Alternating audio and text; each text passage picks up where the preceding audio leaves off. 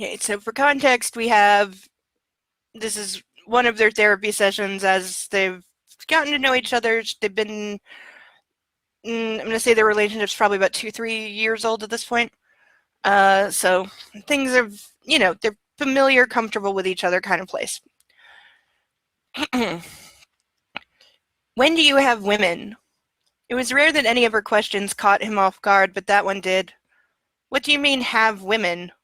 She took another sip of the deep burgundy, still crinkling her nose at the bitter tannins. Screw, fuck, have. I know you don't date, but I figure you must bang someone every now and then.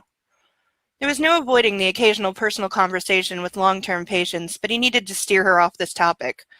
That's not your concern. It's all right if you don't want to talk about sex. We can talk about something else today. There was a hint of something wicked in her eyes as she took a longer sip. You asked me if I ever think about doing it. I'm just seeing if you're willing to be equally honest, Doctor. Something less fortified might have been a wiser choice of after-dinner aperitif. I'm no virgin, and I entertain women away from here. As she choked down the rest of the glass, he waited. Entertain. Yes, you do that. You entertain people. Women, men, whoever. You play host and you play the rich dandy, the opera buff, the art buyer, whatever. She was slurring her words now. In hindsight, pouring her a second glass may have been a mistake. I have an active social life, and I'm sorry my question upset you. We don't have to talk about it if you're not ready. She slammed the empty glass down on the mantel carefully. You know I'm not ready. You know I don't talk about it. I don't want it, and I'll never want it. That's the rules. Sex is no, and I want nothing to do with it. You said that was okay. He stayed sitting, giving her space. It is okay. We don't have to talk about it, and you don't have to do it. She looked at him, holding her breath, deciding if she believed him. You won't make me do it. I know that. I thought about what it would be like sometimes, if you made me do it with you. I think you'd be gentle with me. Wouldn't leave any marks or knock me up. I think you'd be polite like that. Transference or deflection or premeditated self-defense, that which could be anticipated could be more readily survived. It was hard to tell in women with her history which was active or when to push back against it. Some of those defenses had saved her life in the past. Was it right to take them away? Was that really making her better? That will never happen between us. You're safe here, and I'm sorry I upset you. I think we've talked enough for this evening.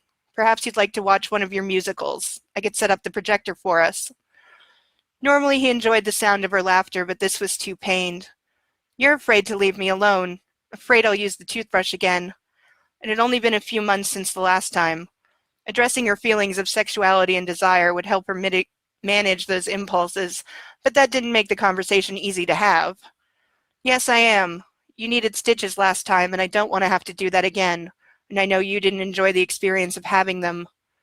He moved to stand behind her, reaching around to slide the glass away. Why don't I make us some tea while you pick a movie? His hand was almost on her shoulder when she turned and walked out. He'd overloaded the tray he brought to the recovery room with sweets and nauseous she liked. She had the projector set up and running, paused on the title screen. Moulin Rouge, an old favorite. He slid into the satin-covered bed next to her, passing her a cup of tea. What's in it? He could have lied, of course, but she would know, and they had both found honesty the best option at times like this. Even when distressed, she remained remarkably reasonable. Ativan, just a dash. You don't have to drink it if you don't want to. She did. As the movie played, she came to rest against him, and not for the first time he longed to hold her. The scenes played out to the songs, and the songs told their lessons of unwanted love and the risks one will take for it, of what happens when love cannot be and a man cannot let go of what was never his. She could be so clever in making a point. As the tango played, she pressed her body against his, and he knew she wanted him to hold her, but not as he had before when she was sick or frightened. She wanted to be held by a man that felt her body and wanted her. She wanted to feel real and desirable.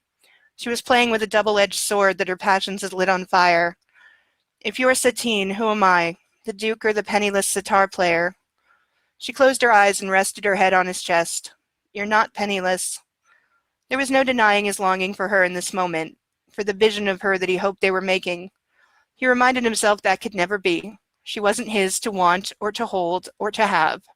She could be someday, someone's to have, but not his. When she was ready, she would leave this place, and he'd be forced to watch her go. Watch her thrive and conquer and perhaps even find love in the arms of another man. He knew on that day he would mourn. End scene.